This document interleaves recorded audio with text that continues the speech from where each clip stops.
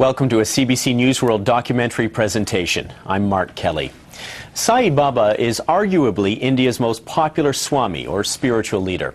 He has an estimated 30 million devotees spread around the world, including here in Canada. He's someone who is credited with many charitable works.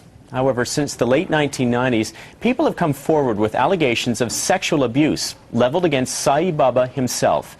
This led the BBC to investigate these allegations in the documentary The Secret Swami, which has already been broadcast in a number of different countries.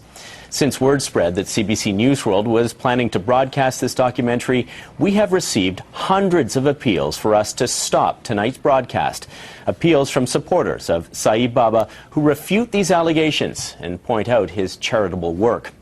We at CBC News World have decided this is an important investigative documentary that should be seen in Canada. We stand by the journalistic practices and integrity of our colleagues at the BBC. Here now is the documentary.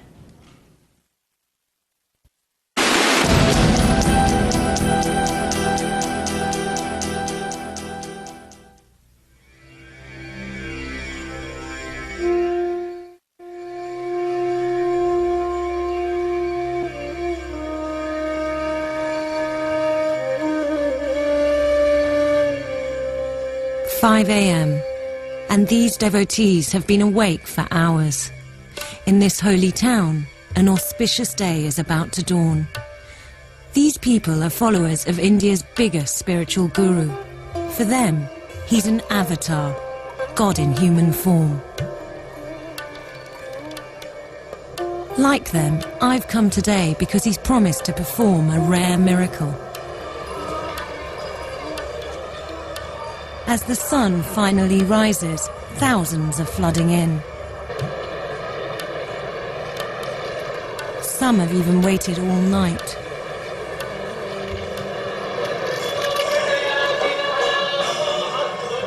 As he approaches, a wave of excitement ripples through the hall.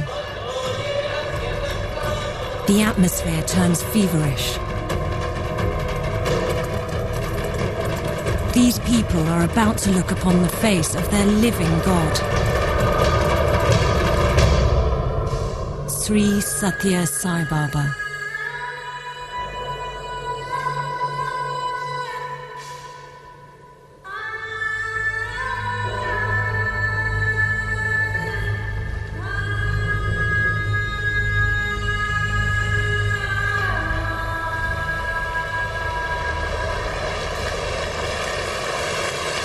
There's no shortage of God in the American Midwest, but even here, Sai Baba has made inroads. During the 90s, this isolated corner of North Arkansas was the model Sai Baba commune. It was run by Al and Marissa Ram and their family. This is incredible, Al. This is where we lived, and also we kept it as a, we planned it as a center for the community. And this is the house you're saying that you all built? Yeah, we built this, our family built this. And, and a lot of friends who would come out. We became the Arkansas Sai Baba Center. You cut down the trees. Meaning that it was a spiritual community based on the teachings of Sai Baba and with guidelines that had to do with vegetarianism and... we did study groups. We studied Sai Baba's teachings. It was the family home. But since it was the largest home in the community, we had our devotional singing here like every for Shivaratri, Thursday. at Shivaratri people would sing all night. Mm-hmm. We would have... How were you brought up to see Sai Baba when you were a child? As God. Pretty straightforward. God in human form, the avatar. And I didn't really understand too much of it, but that was probably one of the main things that kind of made me feel a little excluded from most of the quote-unquote normal kids going to school and going to church, is that the fact that my family and a bunch of other families who we were associated with believed that there was a God in human form on earth now.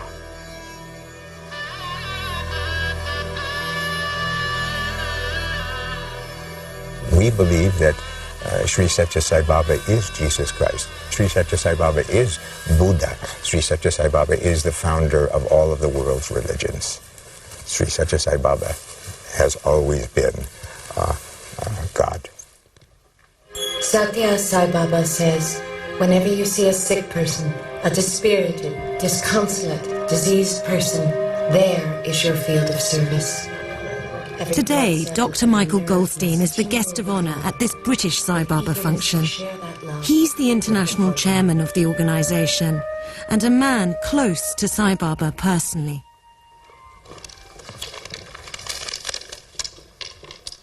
I submit to you that every man and woman, all of us, are spiritual seekers. I had no sense of purpose in my life until I went to see Satya Sai Baba.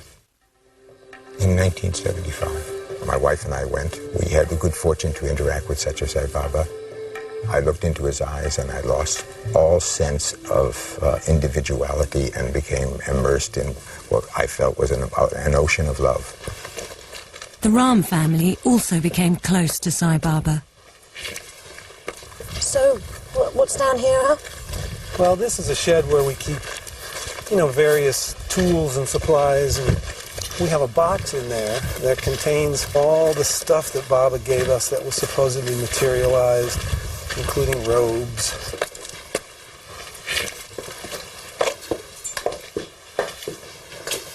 Check it out. That's what any devotee would want. Yeah. This is at the height of your closeness to Sai Baba. So these are 2 of the 3 robes that Baba gave us. Baba gave one to me, he gave one to Marisa, and he gave one to Elia. A robe like the one he wears. He wore. He's already worn. Yeah. Actual size, actual everything.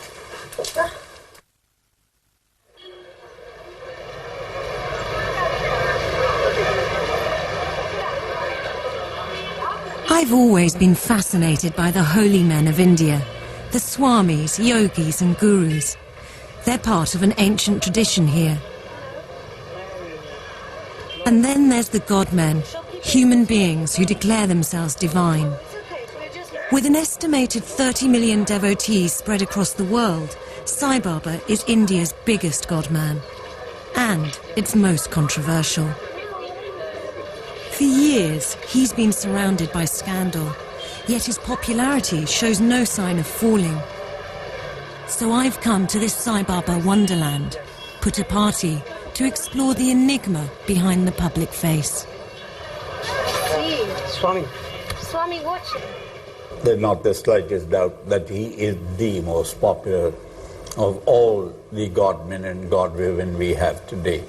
And you can't ascribe it to a kind of publicity campaign, because there's never been anything of the kind. You don't see any advertisements in magazines or on TV or anything. It was like Gandhi. He never had any, and yet he had this suddenly by word of mouth. It was all over the country as the great Mahatma. Sai Baba's followers now come from over 165 countries. Western devotees have always flocked to him.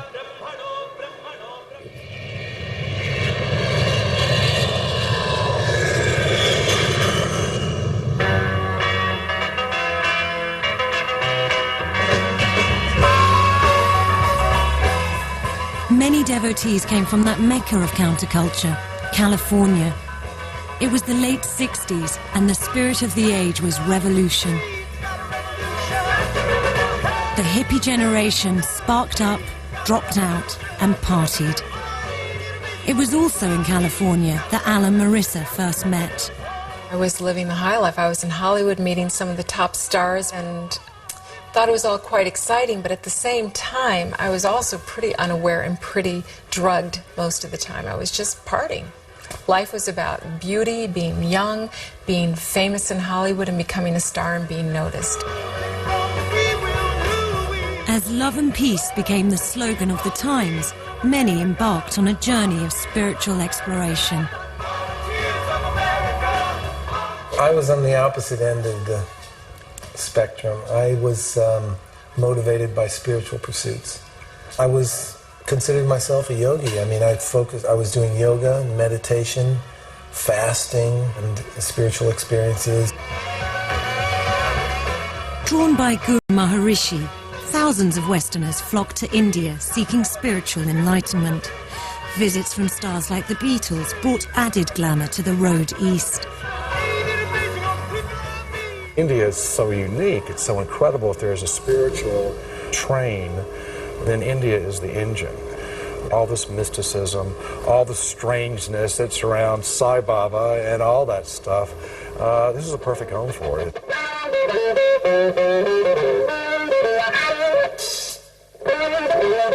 This man was part of the hippie generation. But Isaac Tigert also saw the age as a wonderful business opportunity. And of course here is his wonderful vest. He's one of the founders of the world-famous Hard Rock Cafe. He mixed burgers and beer with rock memorabilia to create a global phenomenon and a massive personal fortune. Isaac took Sai Baba's motto, love all, serve all, and made it the motto of the Hard Rock. But even with all his wealth and fame, Isaac felt there was still something missing from his life. I said, look, I need to start a search. I need to go look for what I think is a master, a guru, a spiritual leader, a teacher, something, because of the hunger inside of me. But I searched all over India. I went to every ashram, every holy place. I heard about this obscure little guru, decided to go down there, and there was a festival day. There was a huge crowd, and he parted the crowd and came right over to me. I was sitting at the back, and he said, "You've come at last. I've been waiting for you." So he turned and said, "We have many things that we're going to do together. You wait right here." He didn't speak to me again for 15 years.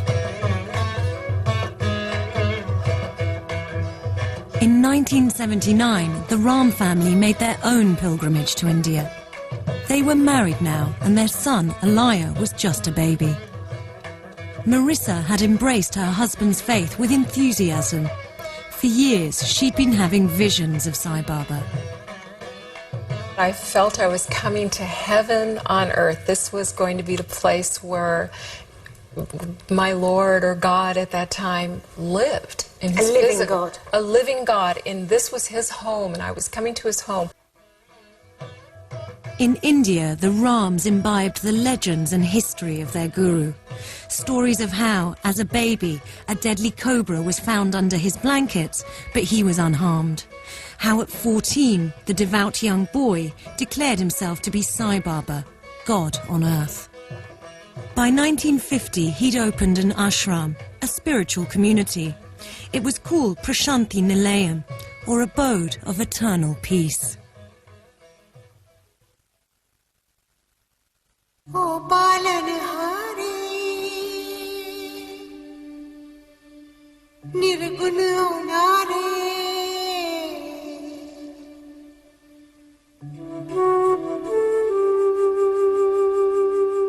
Amidst the beauty and spirituality of India lies the reality of hard lives. Here in the vast rural state of Andhra Pradesh, villagers face drought and poverty on a daily basis. Little surprise then that when the authorities fail to deliver that essential resource, water, Sai Baba's ability to cut through the red tape means that he's hailed as a god. In the mid-1990s, his charity spent over £40 million supplying water to villages like this.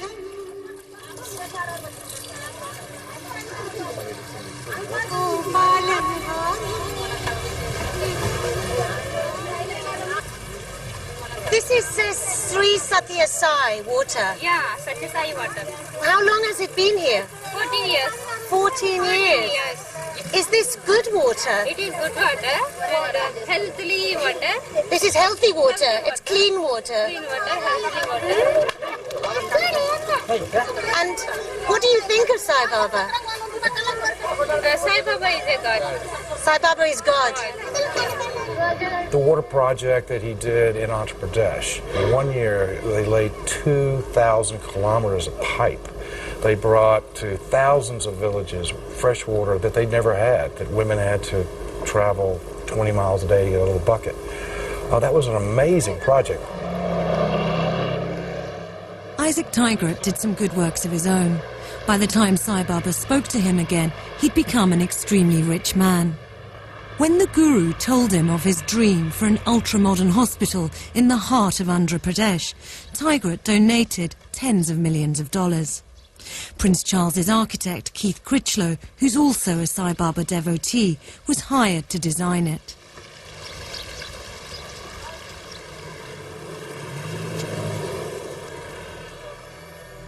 It was opened in 1991 and specialised in high-tech heart and kidney surgery, free of charge.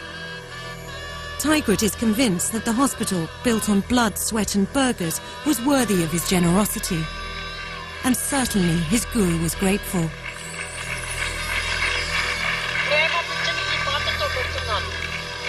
This vessel, silver vessel, is flower of love.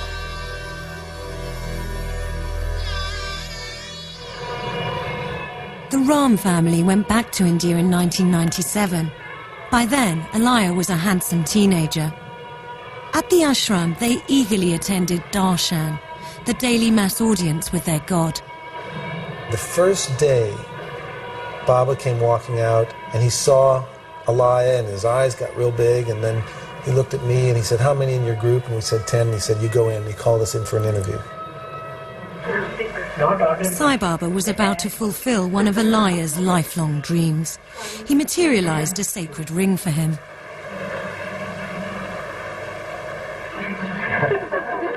I was overjoyed. And I had heard my mom often talk about, "Oh, I would love to get a ring from Sai Baba. I would love to get a ring from Sai Baba." So I thought it was just the best thing in the world that had happened to me. The fact that he had given me a ring, I was overjoyed.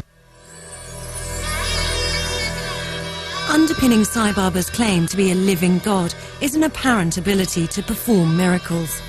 Many of his followers, and even some of his critics, believe that he has genuine paranormal powers. Over the years, the God-man has produced scores of objects out of thin air. Watches, rings, necklaces.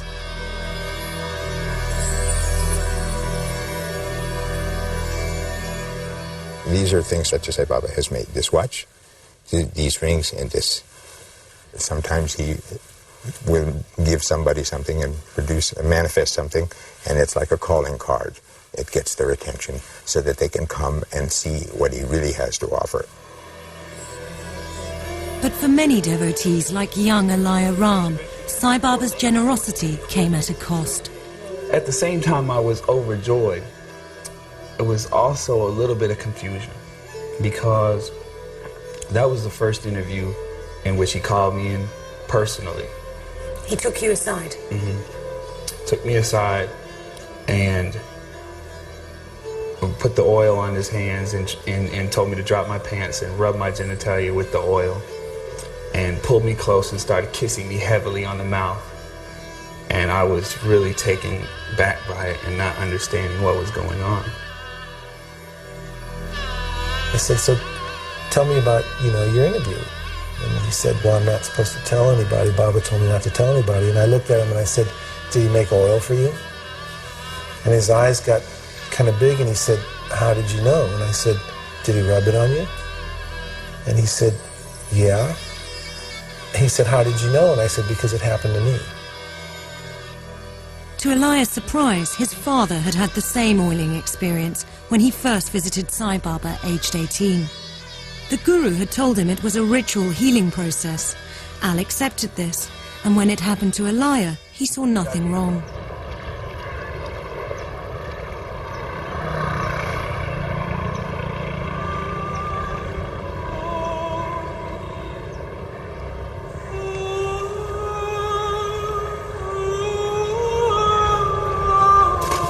There are still some who are not afraid to pour scorn on Sai Baba's claims of divinity.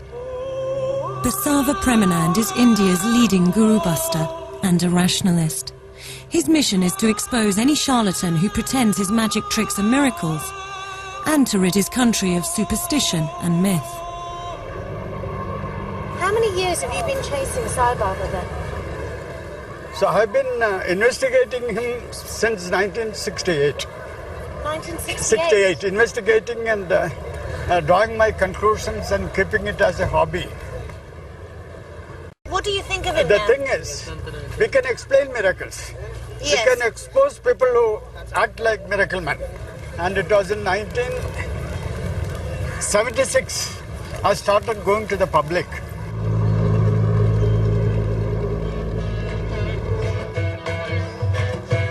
Today, we've hit the road with the rationalists to see them at work, persuading people to give up blind belief and become more scientific. We've come to the village of Belthangari. The people here are typical of the bulk of Sai Baba's followers. For the rationalists, this is the front line in the battle between superstition and science. Today, another leading rationalist is the ringmaster, revealing the tricks that lie behind Sai Baba's miracles. Narendra Nayak. A few years back, a miracle was performed by Sai Baba in public.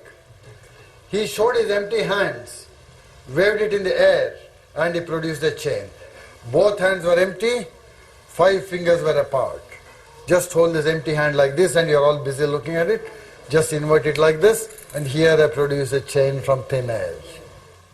Narendra also reveals that the same technique is behind one of the Guru's most famous displays, the materialization of Vibhuti, a holy ash sacred to Hindus.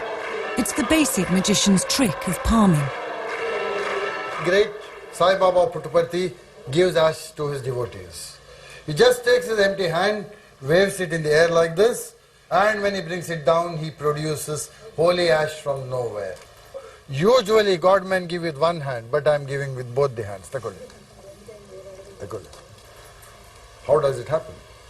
Very, very easy. So Narendra, how do you hide the vibhuti in your hand? I just hide it in between my thumb and my index finger like this. Can I try? Yeah, just like that.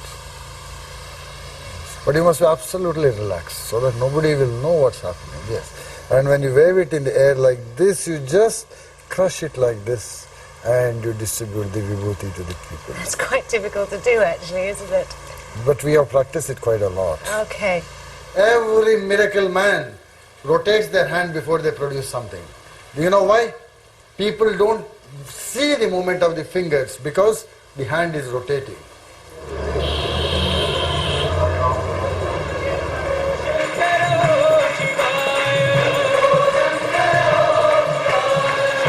Back at the ashram, and the Shivaratri festival was in full swing.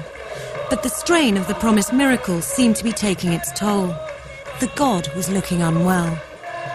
He'd pledged to give birth through his mouth to an egg-shaped object called a golden lingam. It's said to represent the mystery of the cosmos. There's little mystery to Sai Baba's own teachings. He urges people to believe in God, to be charitable, truthful, and peace-loving. It's not radical thinking, but perhaps that's the secret of its appeal.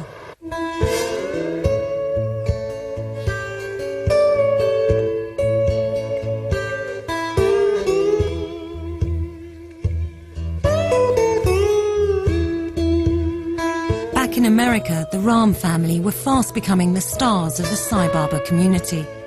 They travelled across the country, preaching the gospel according to Baba. This is a song that was an extreme joy to be able to sit there right in front of him and look into his eyes when we sang the song.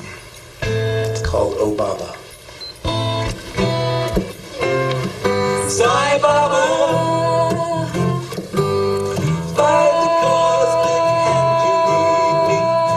Al, Marissa and Alaya formed a singing group called Bhakti, which means path of love.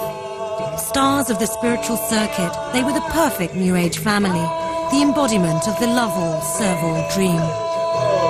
Oh, Swamiji, you set me free.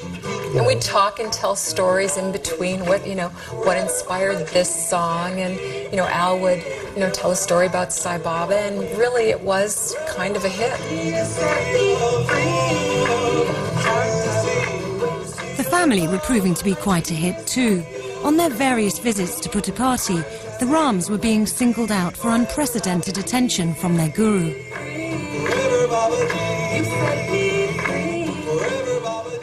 This is a lot of the jewelry. These are all pure gold watches. Yeah, pure gold with real diamonds. He said, oh, real gold, 100%, real diamonds. The next day, diamonds fall out, the gold starts flaking, and people are like, what's the deal with that? You must not be pure. Baba was giving him money. I mean, I think he gave him several $1,000s. He gave him a watch and a ring. He gave all of us. Couple of rings. We all got rings and watches and yeah, earrings. It was just like the trip to Disneyland with God. I mean, we were just really ecstatic with joy, but getting this attention and this limelight. What Al and Marissa didn't know was that while he was showering their family with gifts and attention, Sai Baba was exacting a heavy price from their son. Oral sex, he would try to get that to happen several times. He would perform it to me, and then, and then sometimes threaten to cut my penis off and hold it and be like, it's bad, I should cut it off. He would ask me all the time, why don't you want me? You don't want me? It was so far out to me to think that he was actually just wanting me to physically want him. I could pretty much stop convincing myself that any of this was spiritual when he lifted his robe and his dhoti up to his chest and showed me the whole bottom half of his body and told me to take my pants off. And then he tried to, I'm much taller than he is. He's like 5 feet tall, maybe. And I'm 6'6", and he tried to climb up onto me, To rape you? Yeah, that's what it felt like. I mean, he was, for a 70-year-old man, as erect as I think a 70-year-old man could get. I even saw semen come out of his penis one time. And that was when I was like, wow, this is a human being.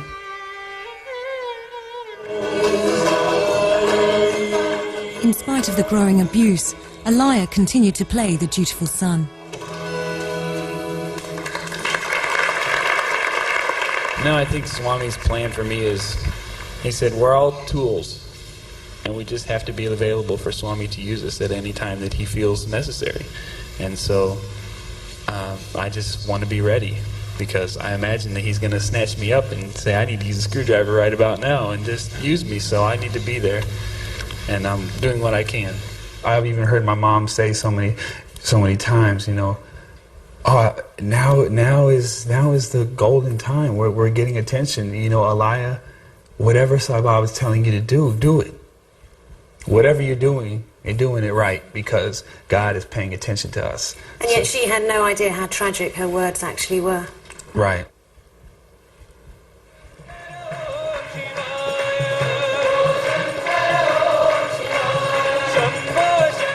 Sai Baba the God was beginning to appear all too human. Rumours of sexual abuse have been circulating for years, but rarely have they been made as explicit as in Alaya's story. It's said there are also many young Indian victims, but they're too afraid to speak out openly. Defying the organisation here could have serious consequences. Absolute faith is demanded. At these celebrations of the Hindu god Lord Shiva, the people seem to have willingly surrendered themselves, in mind and in spirit.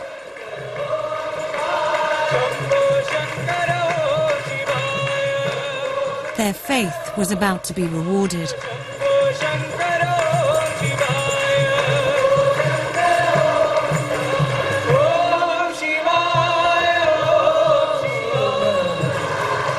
Suddenly, there it was, a golden lingam, a symbol of the Supreme Being.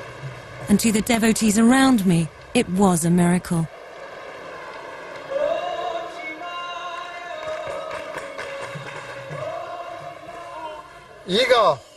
On the Rationalist Roadshow, Mr. Premanand was also feeling unwell. It's paining, stomach is paining.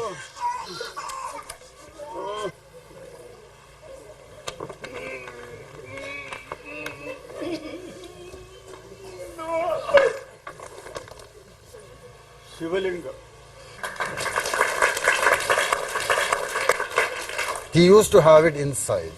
That's a regurgitation trick which is practiced by many magicians. So some people will actually swallow a stone and regurgitate it? Yeah, regurgitate it, but he stopped doing it. How do you know he stopped doing it? Because now we see the towel in the hand. And so when he's moving the towel to his mouth, he puts this. Sometimes he takes a sip of water from a glass and then he slips it into his mouth. And he's vomiting up all he's vomiting the time. out. Sometimes he vomits it out like that. Sometimes he hides it in a towel and he will do the actions and say,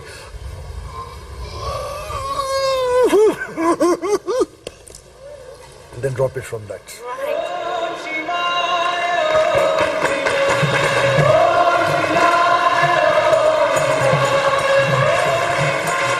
But the exertion of miracle-making had proved too much, even for a god. To the alarm of the crowd, suddenly Sai Baba collapsed. His huge coterie of staff swung into action. There was panic.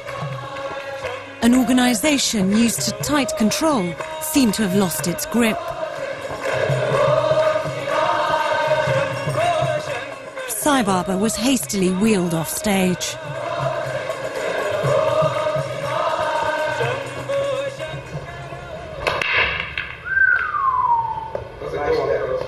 That's a good one, Coach. That's a good one, Coach. For the Ram family, the tragedy was coming to a head.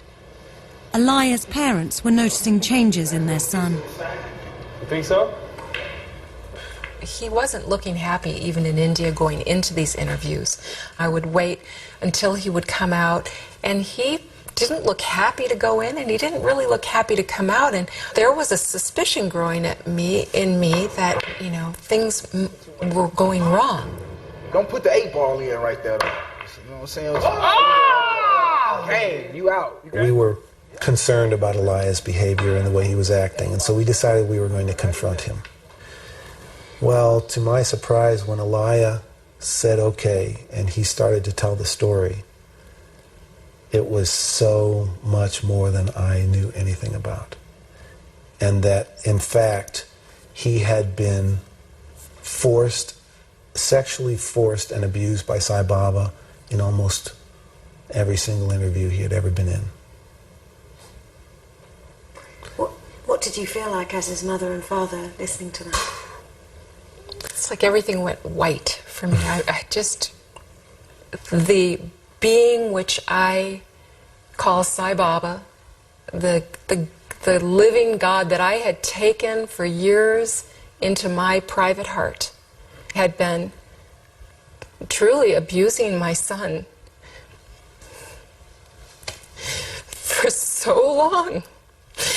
I felt completely betrayed that I had actually led my son into this, telling my son to trust in this man completely. And Sai Baba, the Sai Baba, was a predator and a man who cared only for himself and for taking precious love from his devotees. And really, I can see now he really didn't care about me. He wanted my son.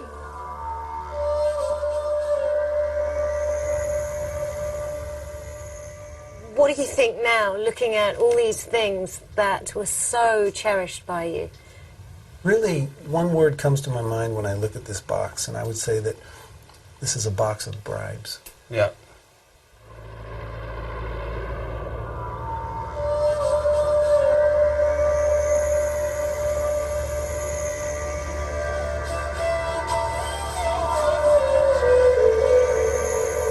Sri S.A. Kalwani of Indonesia. At 78, Sai Baba is becoming frail. His reputation is also showing signs of strain. But his support from India's power elite is as strong as ever. Prime ministers and presidents, judges and generals all go to worship at the ashram. His Excellency, the President of India.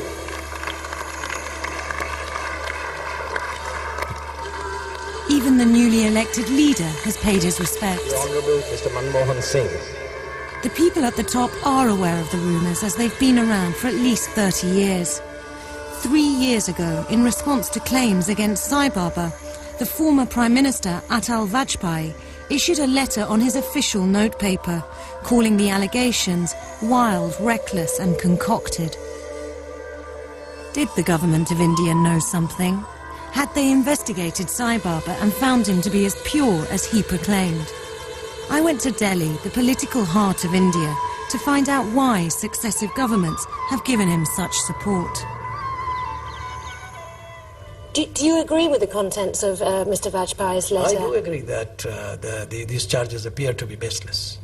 Are you aware of the nature of the claims against Sai Baba? Well, I have read something. Mm-hmm. And I know Sai Baba very well. I know most of these people very well.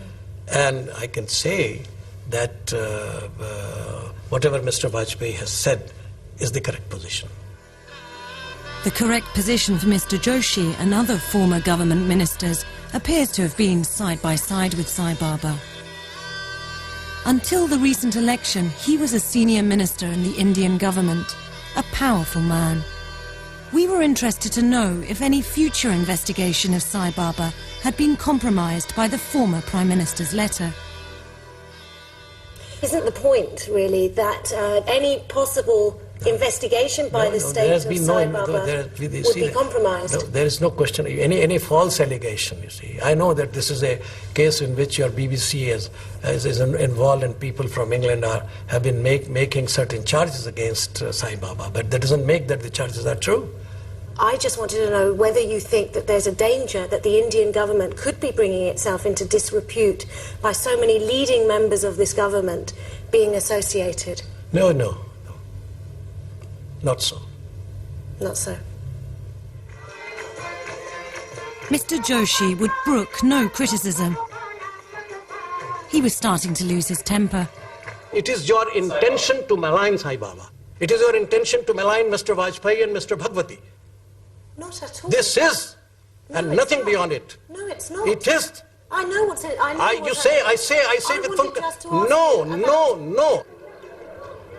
Do you know the meaning of interviewing a minister in my capacity, as a minister of my stature? Of course I understand. You don't understand it.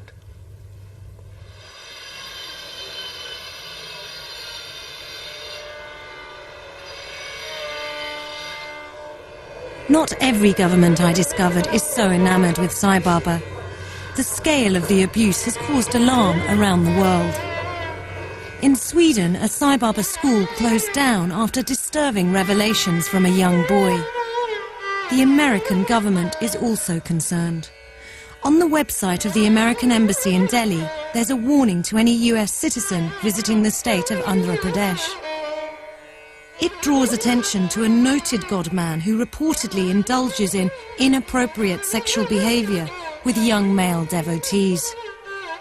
We contacted the US Embassy in Delhi and they confirmed to us for the first time that they're directly referring to Sai Baba.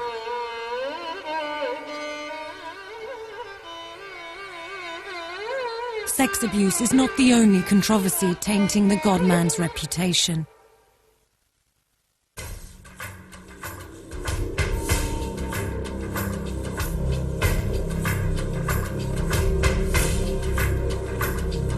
On a June night back in 1993, 4 devotees broke into Sai Baba's quarters.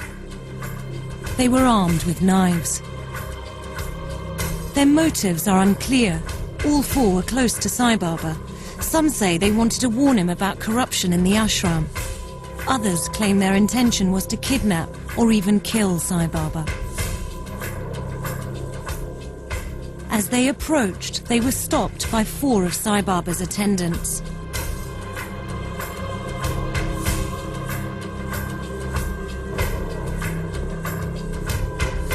In the struggle that followed, 2 of his attendants were killed and the other 2 badly injured. Hearing the commotion, Sai Baba escaped through a back stairway and raised the alarm. Heavily armed police arrived on the scene.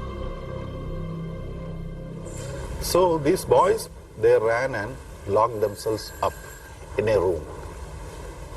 And then the whole, all around, a lot of pandemonium, and people gathered. So the boys were shivering like rats in that small hole. The four men barricaded themselves into Sai Baba's bedroom. There was a standoff with the police. Then the order was given to go in. What happened next is hotly disputed. The official version seemed clear.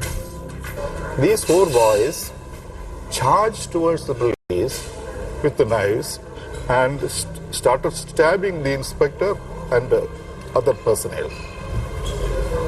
Because they were attacked, they opened fire. In self-defense? In self-defense. They opened fire and killed all the four boys. This is the police story.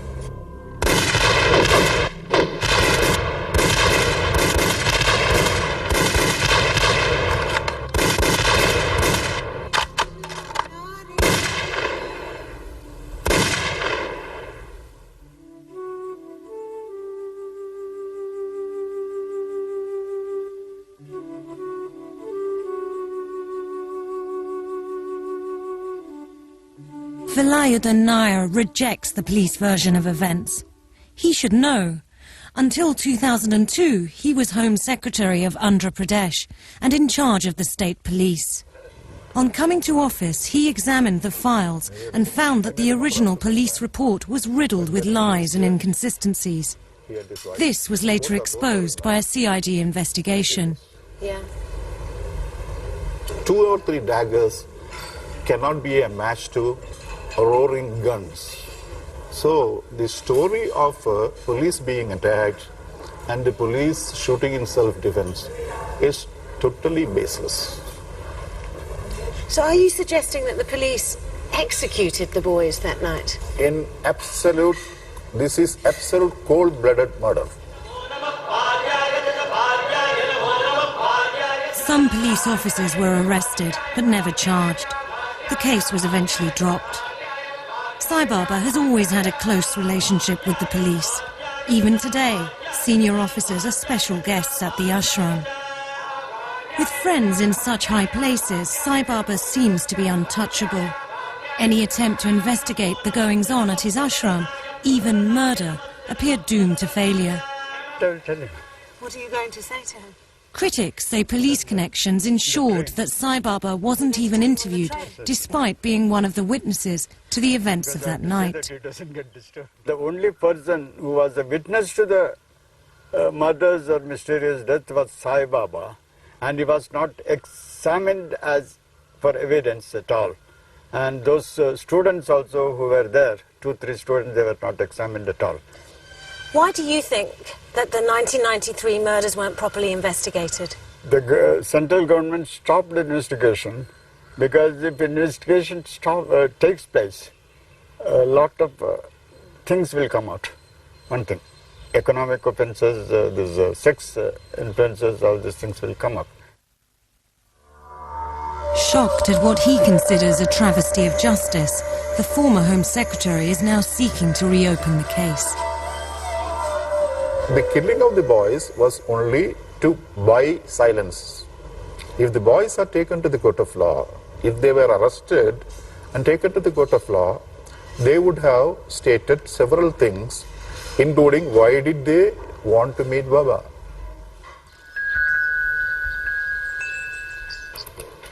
In Arkansas, the parents of Aliyah Ram were also seeking justice.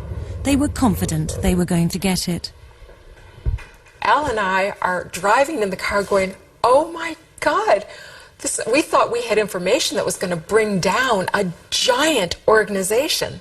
The Rams took their son's story to Dr. Michael Goldstein. He's the international chairman, in charge of running the organization around the world. He's also a medical doctor, so Al had no qualms about telling him the whole painful story. It was September 1999. Initially, he appeared shocked. I'm very shaken. And he said, I hate to think that 25 years of my life has been for nothing. And he said, faith has got to be restored, and words will not be enough. That's right. And those were his words to me. He looked me straight in the eye and said that. And that gave me hope. Michael said, I'm going to personally talk to Sai Baba about this. I'm going to talk to Sai Baba, and please don't tell anyone until I have a chance to get back with you. Dr. Goldstein did go to India to question Sai Baba. When we originally interviewed him, he refused to discuss any of the negative allegations about his guru. We asked again on several occasions. He declined, but we felt these issues deserved an answer.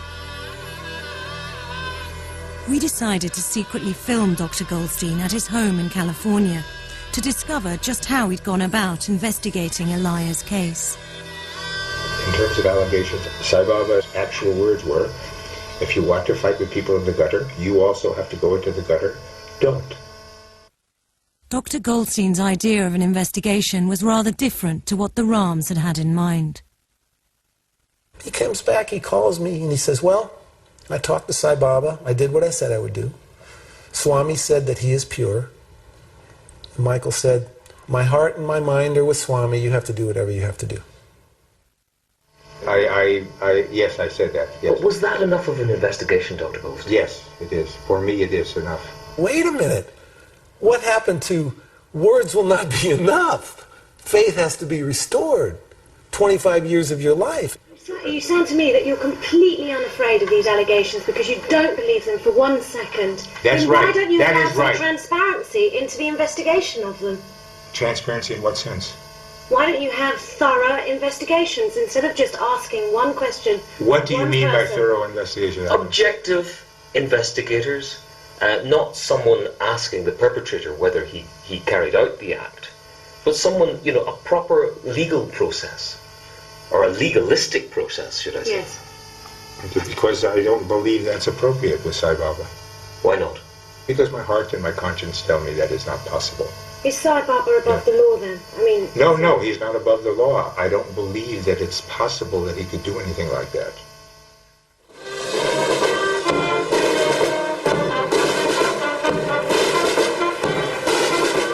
In November 1999, Dr. Goldstein was chief guest of honor at a ceremony for Sai Baba's university. But he still managed to raise Eliah's story with Sai Baba personally. It seemed to spark a remarkable reaction. And then I found out from my friend James, who had actually videotaped that the day after Michael, or the same day that Michael had talked to Baba about us, Baba came out with a discourse in which he praised Michael Goldstein more than he's ever praised any devotee in history. Dr. Goldstein. Today, Dr. Goldstein, the chief guest.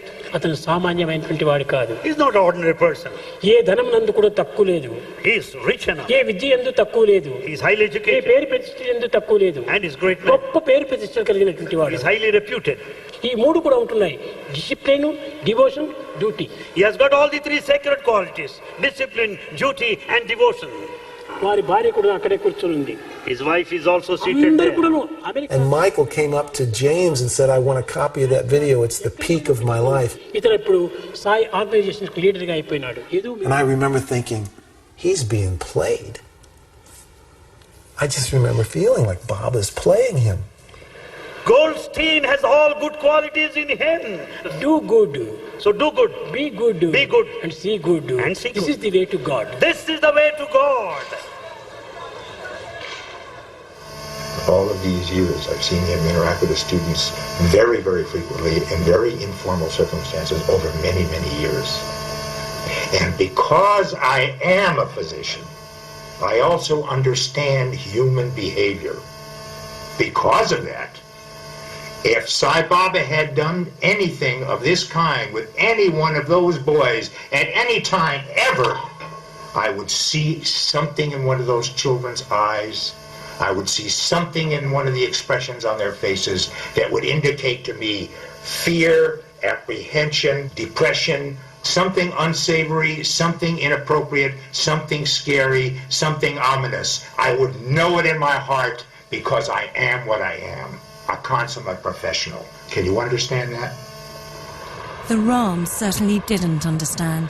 In despair, they contacted Isaac Tigert of the Hard Rock Cafe. He was sympathetic, but not very helpful. His dad talked to me, and I said, look, sorry if this happened to your family, to your son, whatever. Anyone would be sympathetic, anybody. I said, but it's not changing my feelings about Sai Baba. It just isn't. So even if it was proven to you that Sai Baba was a paedophile and a serial sex abuser, you're saying it wouldn't change the fact that he is your guru? Absolutely not. Absolutely not. He could go out and murder someone tomorrow. As I said, it's not going to change my evolution. It's not going to change the good things that have come out of my relationship down there. Does that mean that some part of you believes there could be some truth to the rumours? Oh, absolutely. I believe there is truth to the rumors. You believe there is truth to the rumours? Sure, there probably is. At the ashram, God was retiring for the evening. As he went, I wondered what it would take to dent the faith. The allegations seem to have no effect, and perhaps it is asking too much for someone to abandon their God. For the followers of Sai Baba, it's just another test of their faith.